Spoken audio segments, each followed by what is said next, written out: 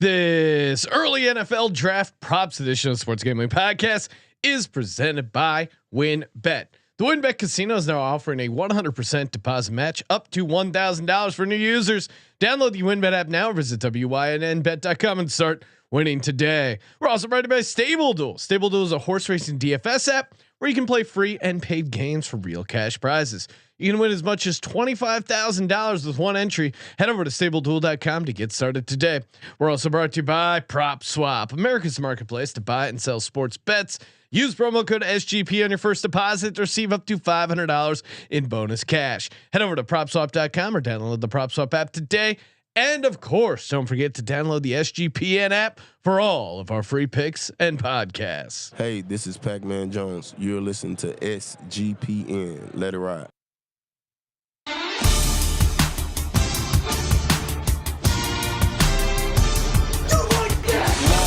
Cox. He's one of those guys who will get penetration.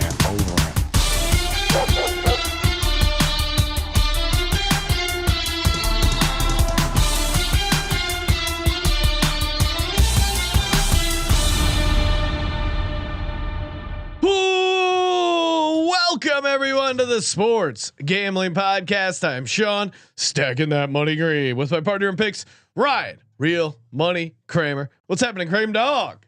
Oh my God, Sean! Can you believe it? The draft is almost here. March Madness is almost behind us, and I mean, this is a big moment for me, Sean. What's the big moment? Childhood hero, one of the sole defenders of After Earth, starring Will Smith. All right. Well, yeah, we are going to get to some just like an early look at some of the NFL draft props because some of them are already popping up, and it'd be fun to kind of break down where stuff is at right now, where it's going to change. It's good to get some early stuff on record, Ryan. Right? You know, in the same way we do our way too early NFL win podcast, which we're probably as soon as the lines drop, we'll be doing one of those. Getting a little NBA stuff. Of course, we got our Final Four podcast. We will be dropping later on in this week. Tons of college basketball to react to, but again, we're not typically a boxing show, but we saw or an Oscar show. Yes. Although shout out to Rod on sportsgamblingpodcast.com did have some fire Oscar picks there. However, no one saw this coming. Will Smith went up and open hand slapped Chris Rock. Chris Rock made some joke about Jada Pinkett Smith not having, going with the bald head look. Apparently not maybe she joke. Has, all right. It was, the joke itself is like, whatever. Apparently she has some hair loss thing. You didn't seem that mad at first, Will Smith. And then something. Well, he was laughing. I mean, we have the video. We actually, oh, you're playing the video. I'm going to play the video. So even is this dangerous? Let it ride, Ryan. Right. Let it ride. Oh, there's a lot going on here. Hold on. Yeah, so we'll break down this this video. It's insane. We'll make sure we got it there. All right, so I think perfect. I'm going to show a little small screen so you can see our reactions because honestly, this is an important. I feel like we're on the telestrator here. That's next edition. Jada, I love you. G.I. Jane 2, can't wait to see it. All right. Okay, so not a great joke, but I'm going to pause it right here because Will Smith is clearly laughing.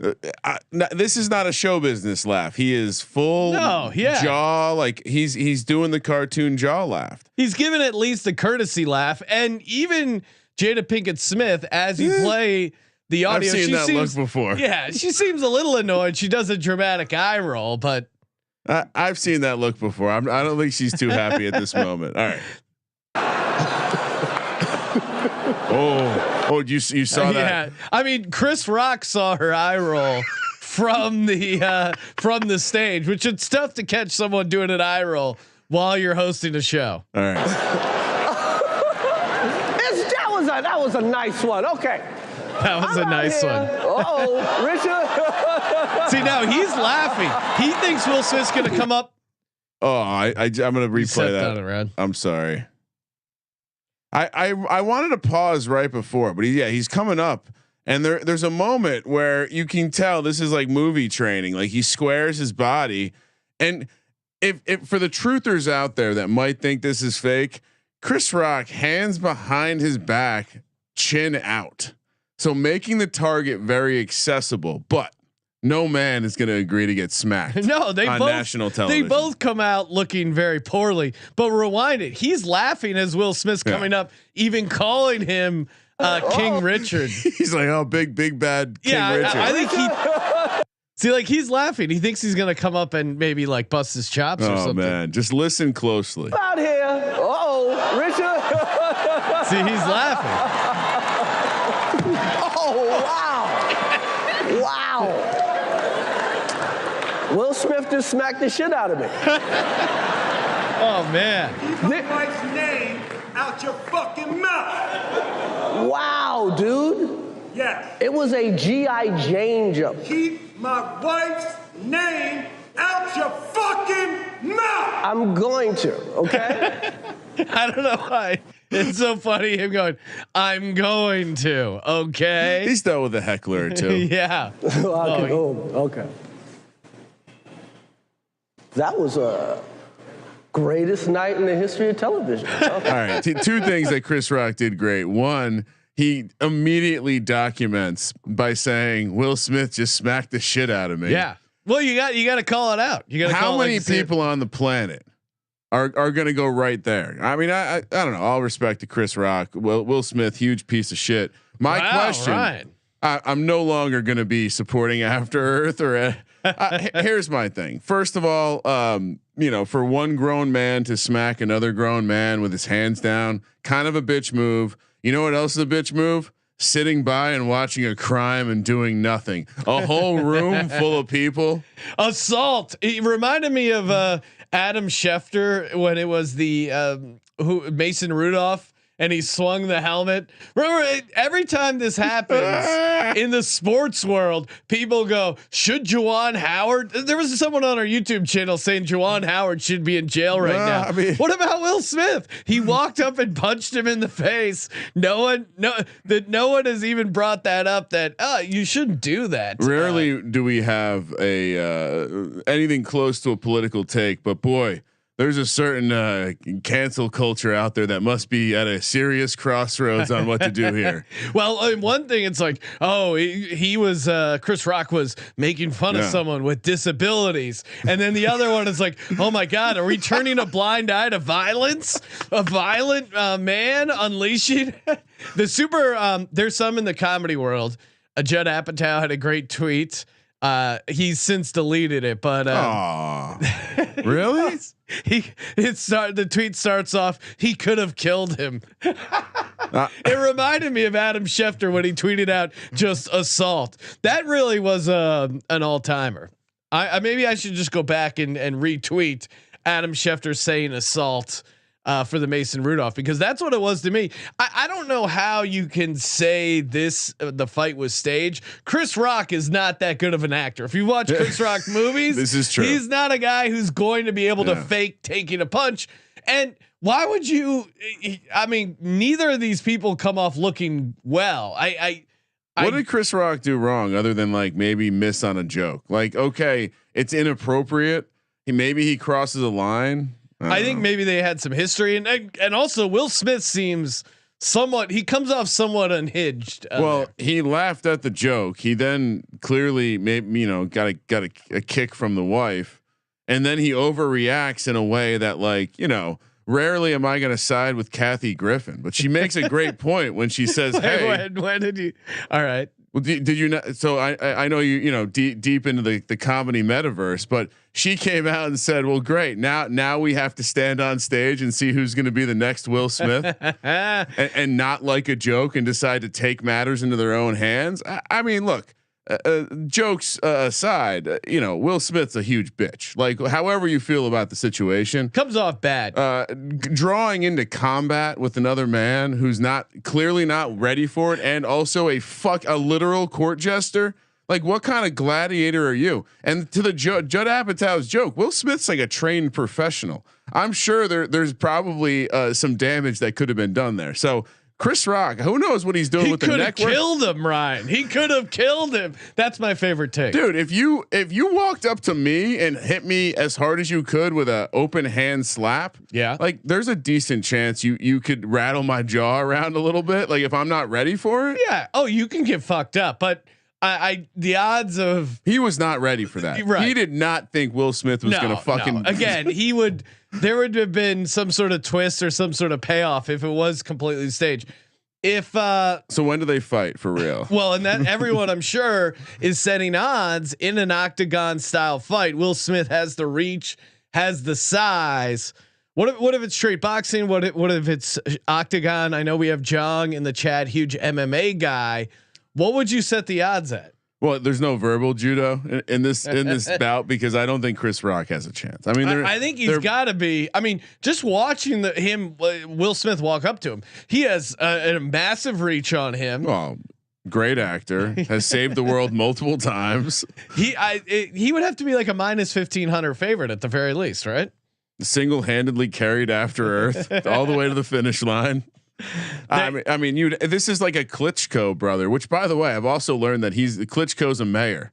So I learned a lot in the last 24 hours. Will Smith wants to be a boxer. Yeah. I think minus 1,000, you got to take him to end the fight early. He's so big. And the whole thing is a great example of how stuff just gets swept under the rug in Hollywood because of course the funniest result happens and Will Smith wins an Oscar and then goes up and gives this rambling speech where apologizes. He doesn't apologize to Chris Rock. He makes it very clear he's not going to apologize to Chris Rock.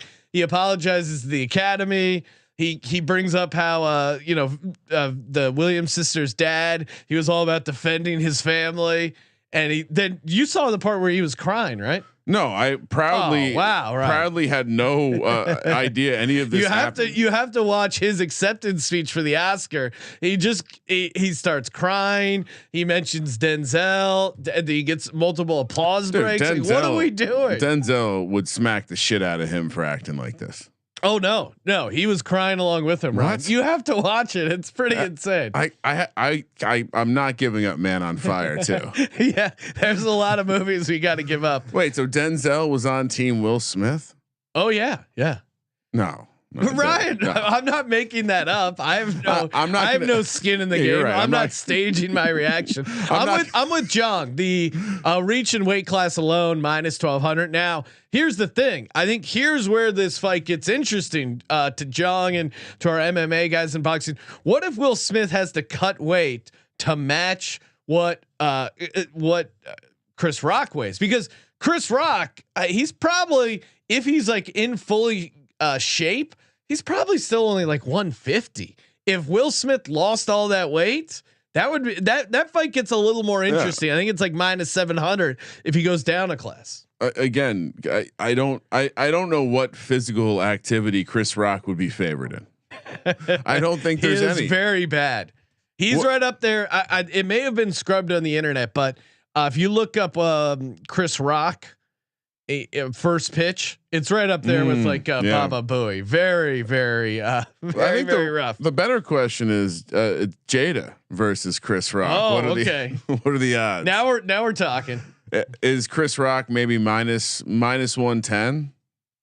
Is he even favored? Yeah, I think you would have to make Chris Rock favored, but Jada seems motivated, highly motivated. Hungry. I'm assuming. I mean, I've seen her take on athletic roles before. Yeah. She also helped Neo save the world. Again, more world saving credits under her belt. Oh man, so what I gotta wonder, and I literally don't run in any circles like this, but what was the Oscars party like? I mean, there's a 50-50 chance you were at one. I assume you weren't. No, 100% chance I was not at an Oscars party, right? You dabble with the entertainment industry. What happens at the Oscar parties? What do you mean? Like if people are hanging out? This is the equivalent. This is the equivalent of what? 28-3, I think, in sports. It's the most interesting Oscars 28-3. If a different quarterback came and played the second half, maybe. It's hard to even encapsulate what this would mean for a football game. Well, probably that that Seattle that one play. Roger Goodell walks on the field and fucking punches Pete Carroll. Roger Goodell now seems like a more strict president than the academy because he's not going to get suspended. There's no punishment at all. I mean, at least Tyreek Hill got 6 games. All right. Deshaun Watson's still 0 though. Well, I mean, for now, we'll see. Talking NFL, never too early to bet on the National Football League. You can do it over at winbet.com. But of course, we're also going hard in the paint. Final Four coming up this weekend. Oh man, you got the $50 free bet as long as you get down on 4 $50 bets on the weekend. Saturday, it's very easy to place 4 $50 bets on a Saturday for the Final Four. Then you got a weekend bonus play, can be used towards all the upcoming college basketball action as well as the NBA. You also got that sweet 100% first match deposit at the WynnBET Casino up to $1,000. And of course, everyone's favorite, the WynnBET Win Hour from 2 to 3 p.m. every Thursday Pacific time. Wouldn't be surprised if they give you a nice little reduced juice on some Final Four games. Yeah, get it all over at winbet.com. Bet big, win bigger.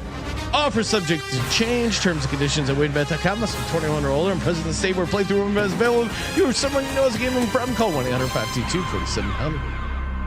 Excellent work, Sean. Ryan, we are playing through the pain. Both of us are a little tired. Did a very quick Vegas trip. My wife had a big birthday out in Vegas. It was a lot of fun. Home away from home, Sean. Yeah, I know. We're always there. I went on not gonna lie, went on a little bit of a Wheel of Fortune slot machine heater at the airport. Cashed out. The move is again. You cashed out? Oh yeah. I'm always curious to find the airport urchin. You have to find the lady that's walking around with the that you can take the slip to. The move is, again, I'm not a big smoker, but when you're in Vegas, it's nice to have a cig every once in a while. And the move is you go to the smoking lounge in the Las Vegas airport. You don't have to wear a mask. You can have a beer. You can play the slots. It's a lot of fun. And had a nice little I think I cashed out like 140. Also, nice little bonus right before you hop on the airplane. Also, a great way to bring the smell of Vegas home with you. Yeah, just a little hanging around. Stamp it in there right at the home stretch. All right, Ryan. There are some early NFL draft props. Let's start getting to them. Pretty fun. I mean, there's a lot of props out there, so we figured maybe let's filter it down to the shit that you're going to be talking with your buddies about. You want to start with the positional stuff, Sean, or you want to just go overall? Yeah, let's start number one. Number one overall pick. This is interesting because this is very different from where we even started. It's been a wild ride. We didn't really talk about it like officially on the show, but we definitely discussed it a little bit, and it's interesting to see the way it's bounced around. Top pick 2022, of course. Who holds the top pick? The Jacksonville Jaguars once again. Aiden Hutchinson, who of course was like a shoe-in auto pick to the Lions when this whole process started. Now he's minus 280 to go number one. Trayvon Walker, who's the absolute postseason, he measured well prospect all the way up to plus 380. Ekwonu from NC State. Some people say he's just a guard. I don't know if I believe that. 12-1. Evan Neal 12-1. Thibodeau, who was probably a lock to be the first pick going like into this draft class before the college season started, from Oregon. And then and he's 25-1, and then we go Malik Willis 35-1. I'll give you the next tier, and then no more names after that. Sauce Gardner, Kyle Hamilton, Kenny Pickett, Charles Cross, all 75-1. Pretty unlikely there. I mean, if I'm taking a long shot at all, it's this Kyle Hamilton kid because it's a wild card. But no, I mean this is first pick.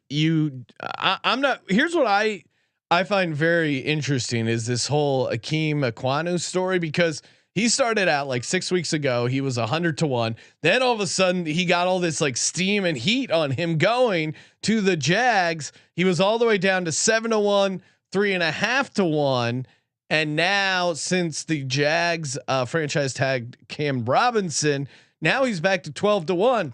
I'll be honest. I still kind of think he's interesting at 12-1. You look, I would not be shocked if the Jags went offensive lineman with the idea of, hey, we still want to build around, around Trevor Lawrence and Ekwonu. They could maybe even start him if in the same way that Quentin Nelson went 6 overall as a guard. Maybe they start him at guard, or maybe they have him start right tackle, keep Cam Robinson on the left tackle. At 12-1, he's still very interesting to me. Aiden Hutchinson, maybe as we get closer, this minus 280 price will seem crazy, but right now I'm leaning Ekwonu. Now I haven't released my official mock draft yet, but Ekwonu at 12-1 is pretty fun. I mean, I guess there's two things here. There's what do you think's going to happen, and where's the value at? I don't think Hutchinson's good value there. I think there's a lot of reasons. I just don't know why. I get why his odds would change with the Cam Robinson franchise tag. I just don't get why they would change this much. And Doug Peterson, what was his key to success?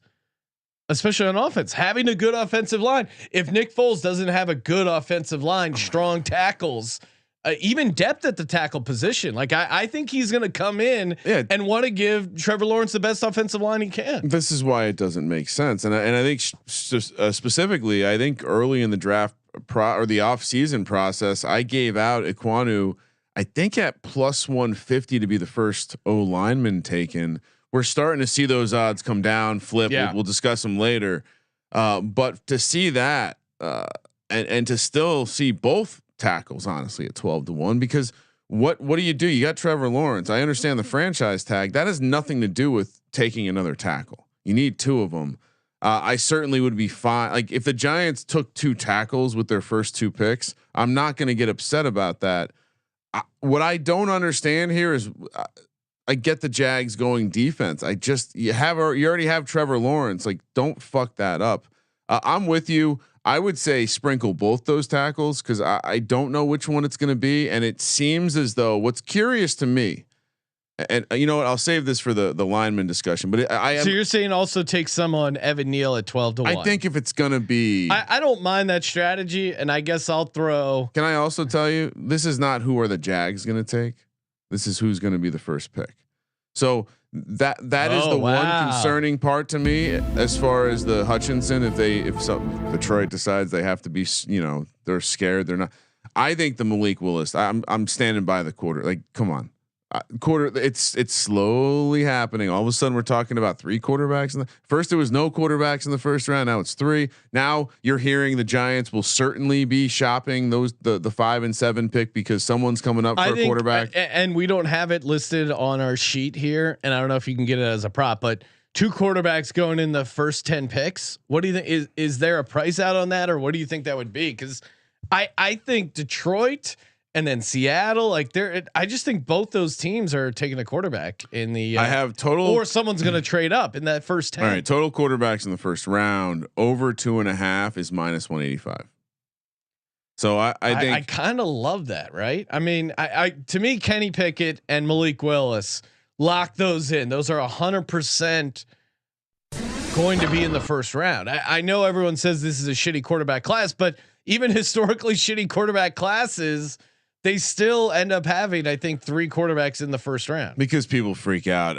I mean, I'm not seeing any sort of like he will be a top 10 pick, but I'd imagine the totals for Willis, Pickett, and Corral all indicate that. Well, I guess what are the chances? The Jags need a lot. What are the chances someone gets crazy? Yeah. Well, and you know what? I'll stick now that we're going back and forth on this. I'll just stick with Ekwonu at 12-1. That one is fun. Shout out to Dalton Cates in the YouTube chat, friend of the program, has a bunch of good draft stuff on Twitter as well. Oh. He's saying that Pickett is plus 150 to be a top 10 pick right now. I like that. So it's a small dog at plus 150, but I mean, between trade ups and Seattle, how does he not? And now Atlanta is definitely in the mix for a quarterback, right? Like, come on, Marcus Mariota isn't the long term answer. He might be. I think for Atlanta, no. I think what you're going to see, Sean, is I think you're going to see desperate teams come up for a quarterback. You're going to see smart teams bridge it and look next year. Maybe why the Steelers took Mitchell Trubisky. I think there's enough teams though that are desperate because they want to win now, right? Yeah. Think Pete Carroll thinks So think Carolina and the coach who maybe isn't such a great coach, and the Giants made a great move not signing him. All right, you want to talk number 2 pick because it falls in line. So if we think there could be a O lineman taken first, who's the number 2 pick then? Well, this is where it gets super interesting. So if Ekwonu does go first, right? Hypothetically, still to the Jaguars at 12-1. I don't see the Lions passing on Aiden Hutchinson, but I don't like that at Aiden Hutchinson at plus 400 because he's minus 280 to go first. So I don't know. I don't think there's enough value there. And some of these, I don't know if different places will let you parlay. I'm sure as we get closer, there'll be a 1-2 combination. I would rather play that in some sort of correlated parlay form versus just playing this blindly at the number 2 pick. As is, I think the Detroit Lions are going to fall in love with Malik Willis if they haven't already. I mean, part of me hopes that the quarterbacks don't go. Like no quarterbacks are off the board when the Giants are on at 5. Obviously, if Aiden Hutchinson's there, I don't know how Dan Campbell passes. Well, he's a that. Michigan guy too. I know. They have other picks. The quarterback class is weaker this year. As someone mentioned in the chat, Baker Mayfield's out there. That's an interesting kind of kneecap biting quarterback for Dan Campbell to throw in there with into the blender with Jared Goff. I would say in the scenario we just laid out where a long shot hits for the first pick, this is where you run your exacta or your trifecta, your superfectas. And you roll because even Thibodeau becomes interesting for the Lions at 2. I mean right now fuck it. Thibodeau at 10-1 is the guy that it seems like the more and more I look at these mock drafts, the more and more like what people are saying, oh, he's going to slide. He has interest off the field.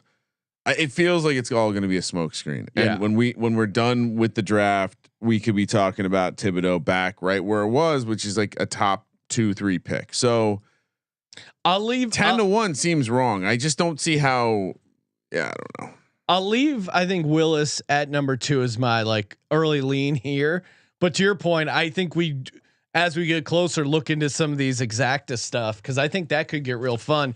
Because we saw it with Mac Jones, going number 3. Once something else happens, then a lot of these results are kind of correlated and get super interesting, And I've seen a number of mocks that have the Seahawks trading up to the Lions to get Malik Willis, who again seems like a guy that Pete Carroll would be 100% in on. Yeah, and don't if you want to fall in love, you want to have that romantic Michigan player goes to Detroit.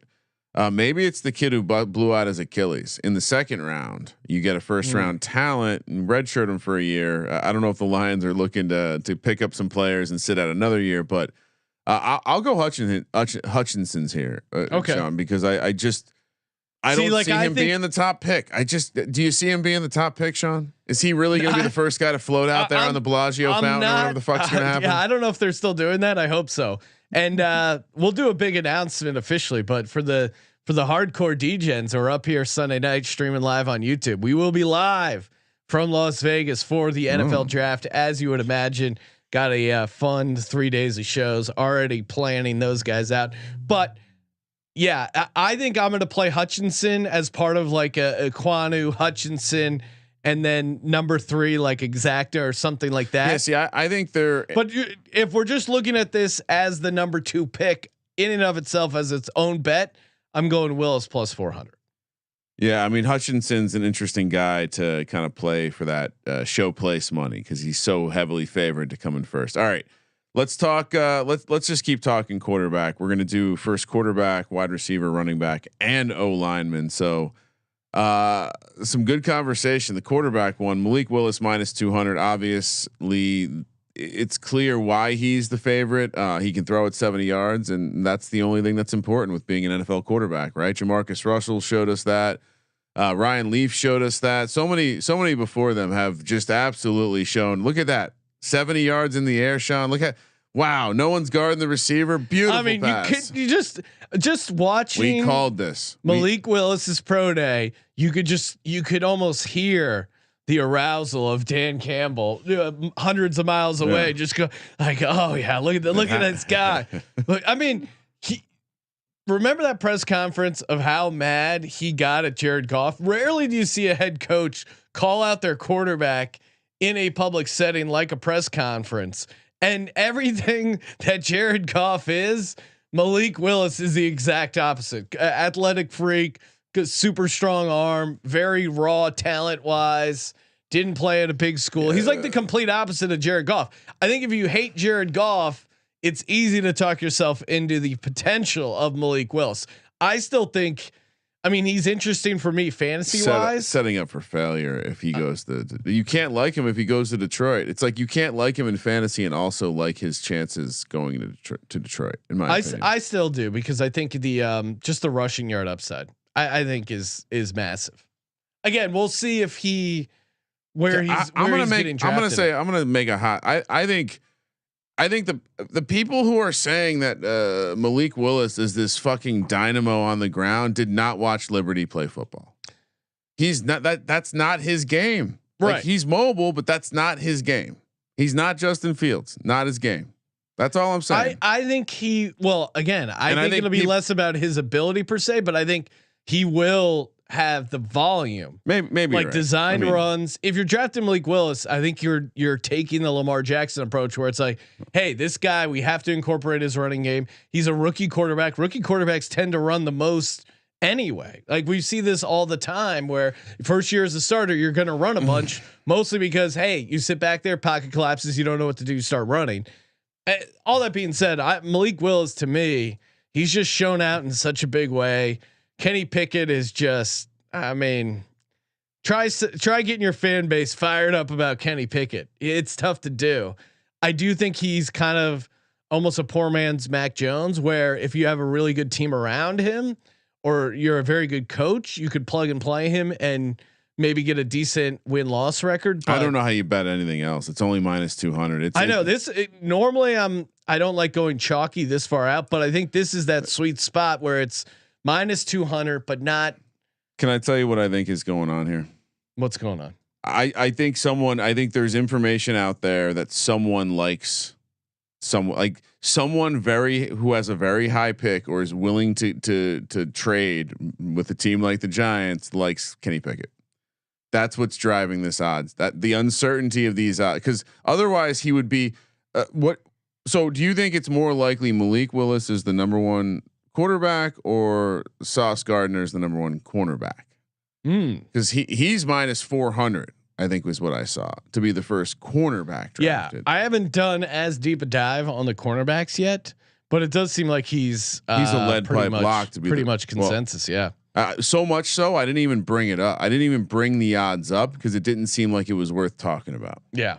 Well, Stingley, he was looking good and then kind of has fallen apart. I mean, or at least his campaign for Ahmad Gardner played well against good competition, is big, fast, strong, measured well. Like it seems like he's a can't miss prospect. You know, those work out. No, can't miss him. So we're both on Malik Willis, first quarterback drafted. I think -200 is a very good price. It's going to go like if I had, I think we'll be like, now this is a fun bet, Ryan, when we're sitting in the Blue Wire studio moments before the draft goes live. What do you think Malik Willis's price will be? I think it'll be as high as like -400. Yeah, I mean, Dalton's pointing out in the chat, like all it takes is Pete Carroll loving him. Now, does Pete Carroll have the draft equity to get there? To get to does he trade away like all of his picks in 2024 as well? Because he's like, fucking, I'm old. I don't know. I mean, again, the Seattle thing kind of doesn't make sense on a lot of levels. You're clearing house with Russ, you're rebuilding. Okay, that makes sense. But then you have this super old quarterback, super old coach GM combo that's like kind of hanging on. Yeah. It's and he remembers when he drafted Russell Wilson, the team was immediately good. Yeah. I think he could really talk himself into Malik Willis. But to me, that's what the odds are telling me. Like someone knows that there's a coach that loves someone else and is willing and has the means to get up there. Yeah, no, you're right, and maybe that's where you get boned is if, like, let's say Detroit doesn't take Malik Willis number 2, and then, like you said, the Giants at 5, Seattle gets worried, or Atlanta gets worried. I still think overall the majority of people that need a quarterback have Malik Willis higher, to the point that -200 makes sense. But it does sound like 2 in the top 10. That's music to the Giants. Oh ears. yeah. The Giants will walk away with multiple picks and first round picks in next year's draft. That's my prediction. Yeah. All right. Before we get to a couple more of these position ones, right? I want to shout out PropSwap.com, where America goes to buy and sell real sports bets. Oh, how about those St. Peter's Peacocks? What a run! What a magical tale. There were people sitting on, I think 4,000 to win $800,000 for the St. Peter's Peacocks.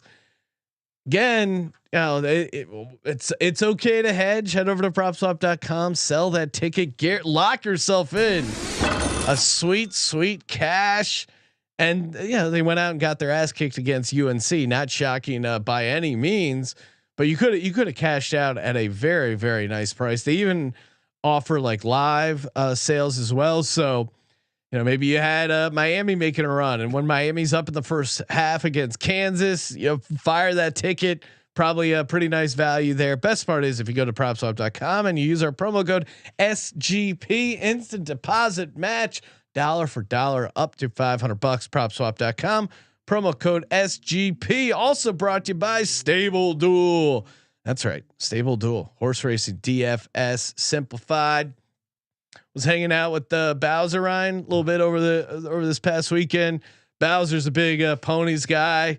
Was getting down on some action. I know Bowser. We got to get him set up with the Stable Duel account, because free games, paid games, you can win as much as $25,000 with one entry. It really is pretty sweet. It's fun too, because if you're sitting around watching, maybe the Final Four, again, we have 8 TVs. We're gonna need some other action.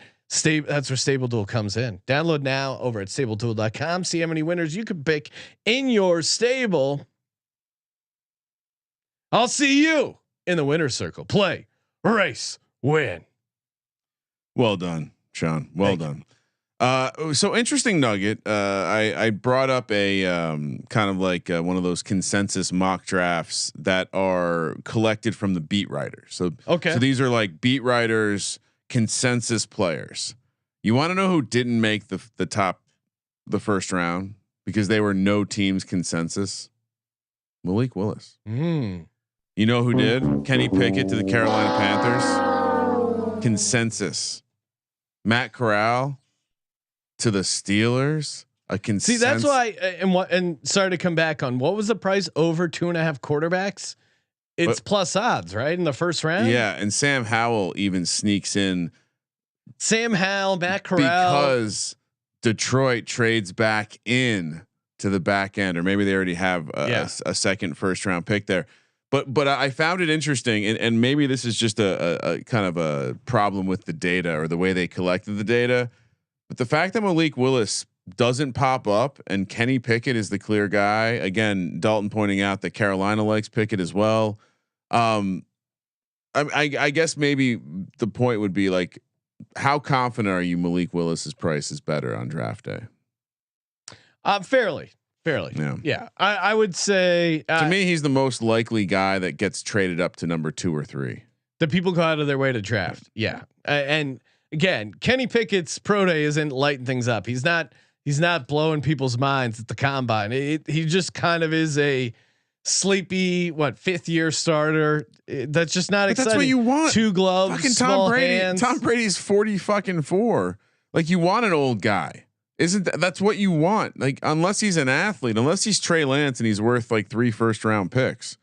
No, I mean, yeah, you could talk yourself into it, but that's not the exciting, sexy pick that these guys talk themselves into.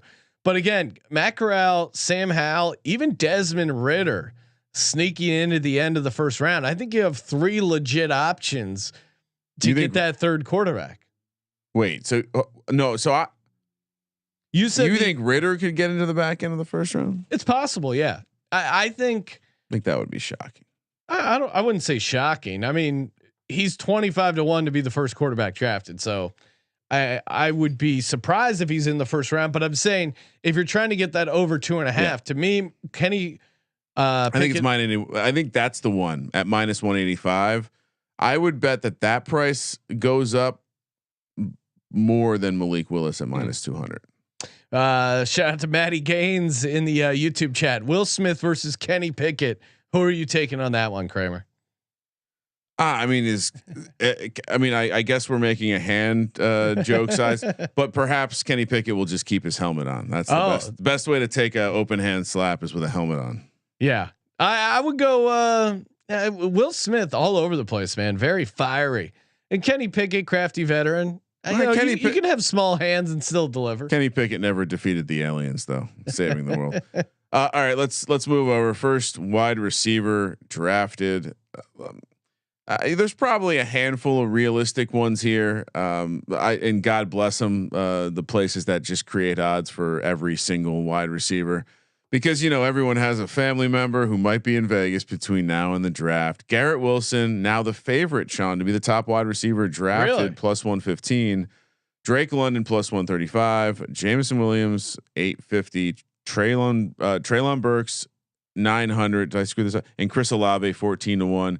Probably no one else mentioning. You're a name guy, so just heads up. There's going to be a wide receiver joining the NFL named Sky with 2 Y's. Definitely a real name. I mean, to me, also Taekwon. Have you ever heard Taekwon as a first name? Tyquan. Yeah, Taekwondo. Yeah, no, that's what I'm saying. I've not heard.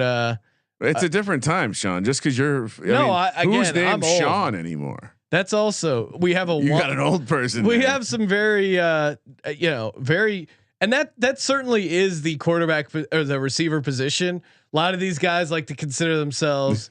You got to bring like a little swagger, a little flash, a little pizzazz. You're Juan Dale, WAN Dale, Velus Jones, VELUS. Oh my God, is there a guy real? Is this a real name, Ryan? They're all real. Charleston Rambo.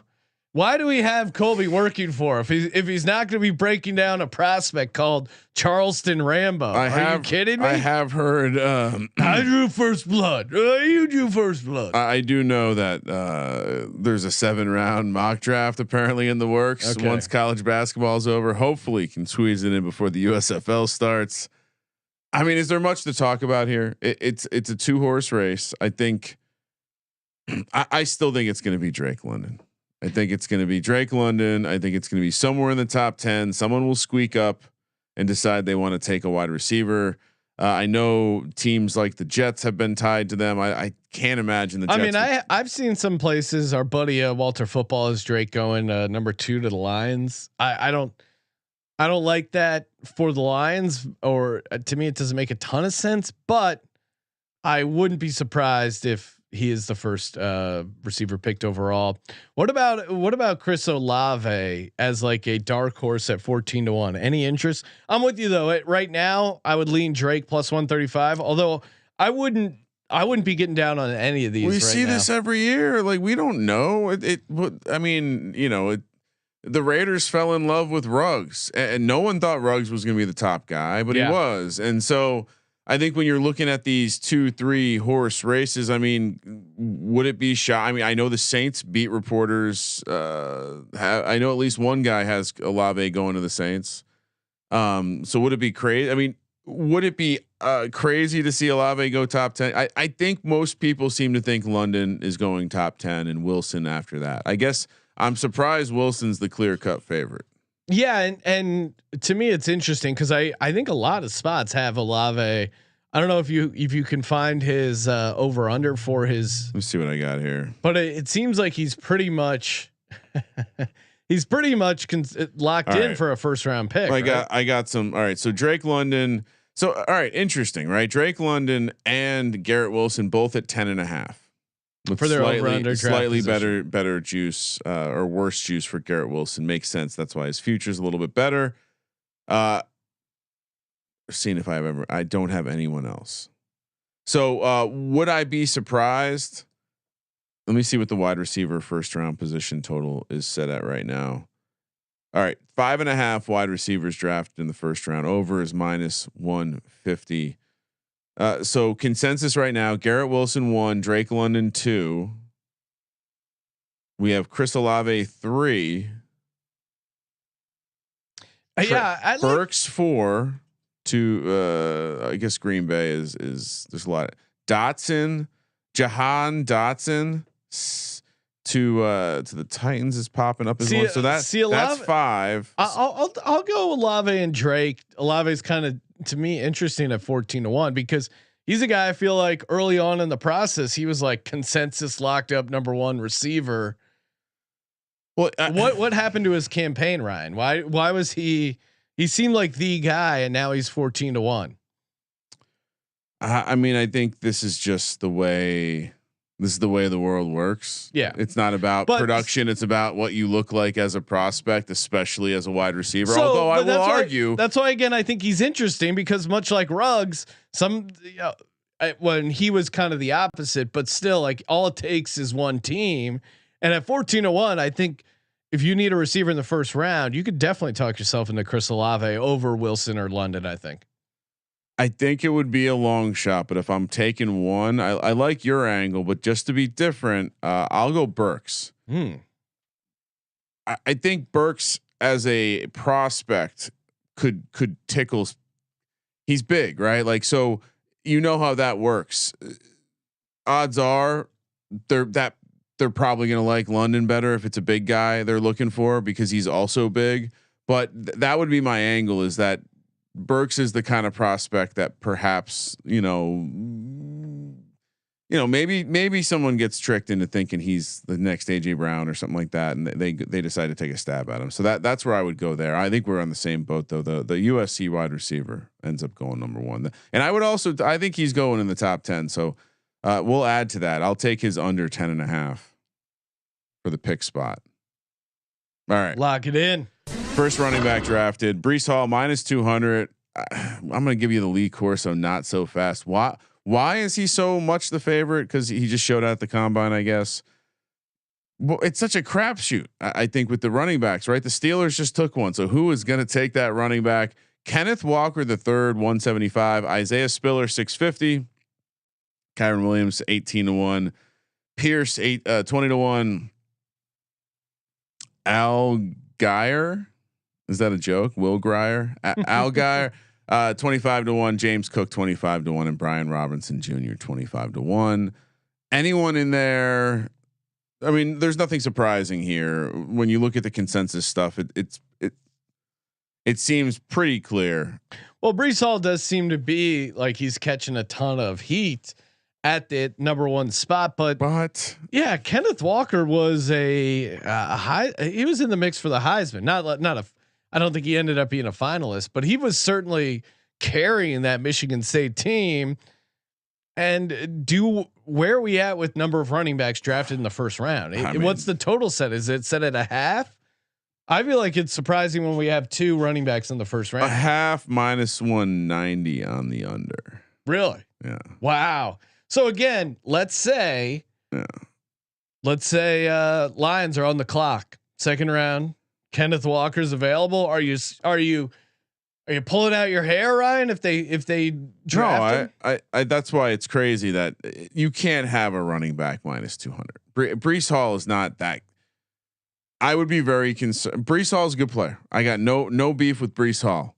But it's crazy the meteoric rise just based off his. Well, and I've seen the Eagles linked to him, and I can tell you there's no way he's going in the first round if he ends up being an Eagle. That would be, and even if they use a second round pick on a running back, it's pretty rare. I think Kenneth Walker at plus odds is interesting to me. What about any of these other guys? Isaiah Spiller, because I think it's a pure prospect. He's not far off Breece Hall. So again, it comes down to style, and maybe Isaiah Spiller just is. Look, I think at the end of the day, Breece Hall, it looks more like an NFL running back, but Isaiah Spiller has that game breaking speed, and so someone might get excited about that. We saw with last year with ETN. What pick did he go like? Yeah, end of the first round to the way too high, but it was because big play potential, explosive, blah blah blah. So yeah, give me Spiller. I'll make him my dart throw. You know what? I'm gonna ride with you on Spiller. Are you also taking Kenneth Walker? Here's my move for this one. I think you take Spiller plus 650. Because I could see the running back market getting a little more muddied as this thing goes along, right?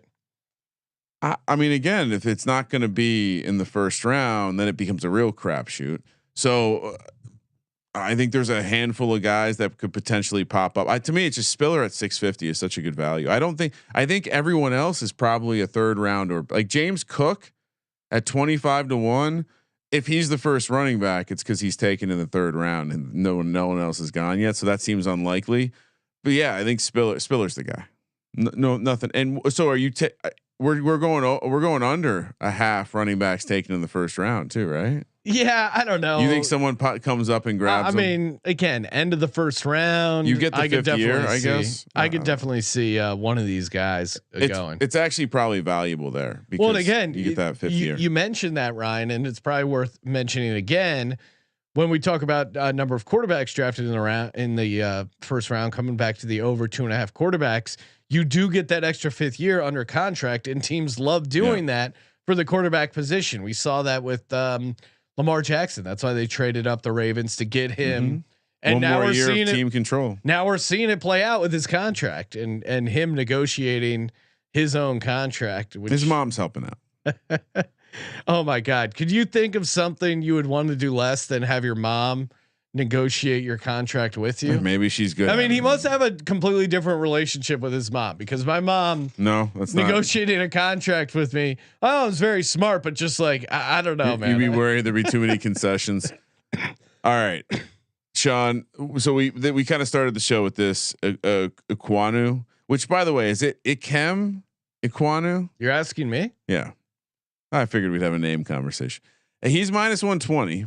Like I said, and then that to me even shows why 12-1 is more interesting. If he's favored to be the first offensive line. I gave him at a plus 150 months ago, looking like a genius, because now Evan Neal is plus 105. Now the Giants fan in me loves this. I think I'm now back into the I want Evan Neal camp. He looks like an absolute mom. I just everything about this guy. He also who's the offensive line training guru. He trains with that guy, so maybe I'm falling to the social media hype. But plus 105 for Evan Neal. Charles Cross 10-1, and Penning, Linderbaum 20 and 25-1. Probably not worth mentioning. I mean, Cross could pop up. I always a little concerned about the Mike Leach tackle.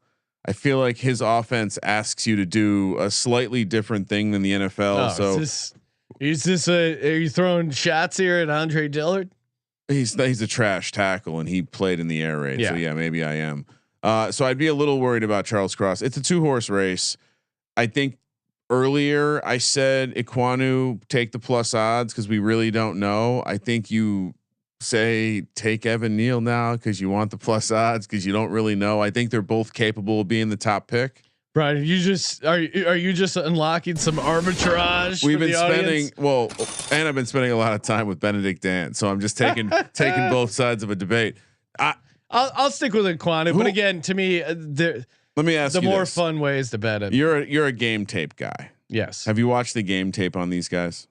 A little bit on Ekwonu, just like when all that heat was happening originally. I haven't.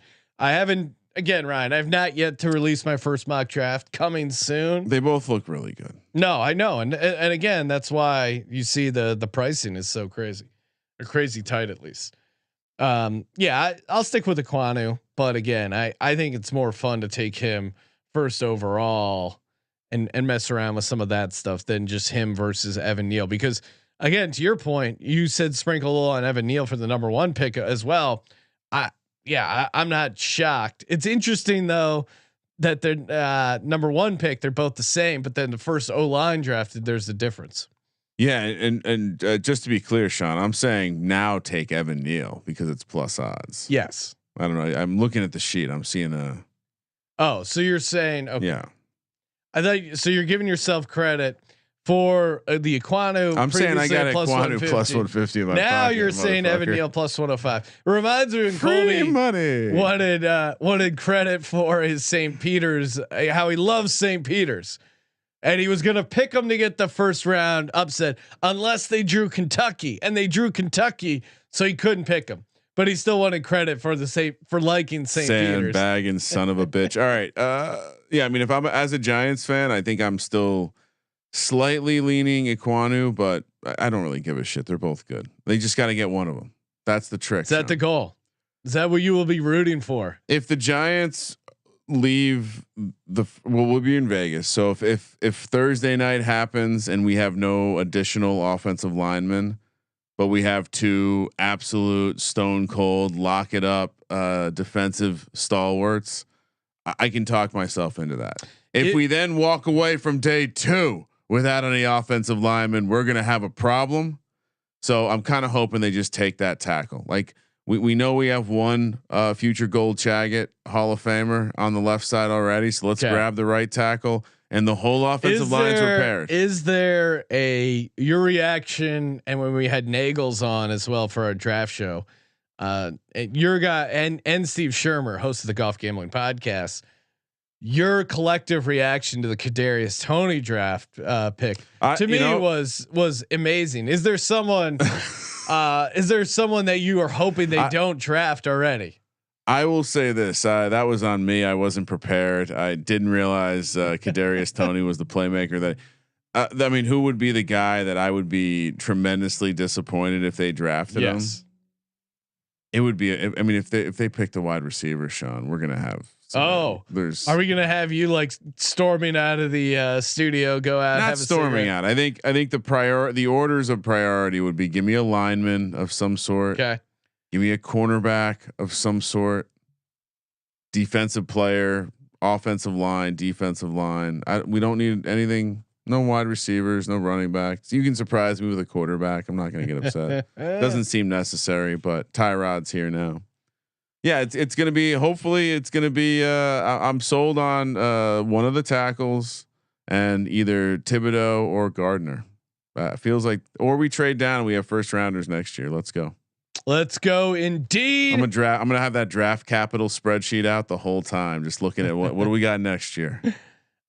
Make sure you toss us a rating and review over at sportsgamblingpodcast.com/merch madness. You can review our feed, you can review our app, or any one of our many podcasts on our podcast network for your chance to win a SGP hoodie tomorrow or today, aka Monday. When you're listening to the show, I will be tweeting out an announcement, sending out some emails for the next 4 winners, and then got 2 more hoodies to give away for the Final 4 and championship game. So make sure you get your reviews in sportsgamblingpodcast.com/merch madness, MERCH madness. Give us a follow on Twitter at Gambling Podcast. Subscribe to the YouTube channel for the Sports Gambling Podcast. I'm Sean, stacking the money green. Thank you for participating in the Sports Gambling Podcast. After Earth is no longer a good movie, Sean. He is Ryan Kramer. Let it ride.